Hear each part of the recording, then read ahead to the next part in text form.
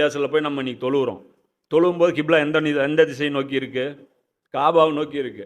ஜெருசலம்ல முதல்ல சுலைமான் நபி கட்டின பள்ளிவாசல்ல அப்படிதான் இருந்துச்சு. சுலைமான் நபி காபாவை நோக்கி தான் தொழுதுட்டு இருந்தாங்க. ஆனால் நடுவில் வந்த யூதர்கள் என்ன பண்ணாங்க? அவங்க பல தடவை விரட்டி அடிக்கப்பட்டாங்கல்ல, ஜெருசலம்லேருந்து விரட்டி அடிக்கப்படுறாங்க. அப்போ அந்த டைமில் வந்து அவங்க என்ன பண்ணுறாங்க? கிப்லாவை ஜெருசலமை நோக்கி மாற்றுறாங்க. இப்போ இது வந்து அவங்க மாற்றினது, நடுவில் அவங்க மாற்றினது. இது குரான் வந்து மறுபடியும் அது வந்து அல்லாஹ் சொல்கிறான். இது 2வது அத்தியாயத்தில் அதை கிளியர் பண்ணுறான். வேதம் அருளப்பட்டவர்களிடம் நீர் எந்த ஒரு சான்றினை கொண்டு வந்தாலும் உமது கிப்லாவை இவர்கள் பின்பற்றப் போவதில்லை, நீரும் அவர்களின் கிப்லாவை பின்பற்றப் போவதில்லை, மேலும் அவர்களில் சிலர் மற்றவரின் கிப்லாவை பின்பற்றுவது இல்லை. அங்கேயே பல கிப்லா இருக்குது. இங்கேயே கிறிஸ்தவர்களுக்கு ஒரு கிப்லா இருக்குது, யூதர்கள் பார்த்தீங்கன்னா அந்த செவுத்தை பிடிச்சிட்டு அழுகுறாங்க, இவங்களுக்கு ஒரு கிப்லா இருக்குது. எனவே உமக்கு மெய்யறிவு வந்த பின்னர்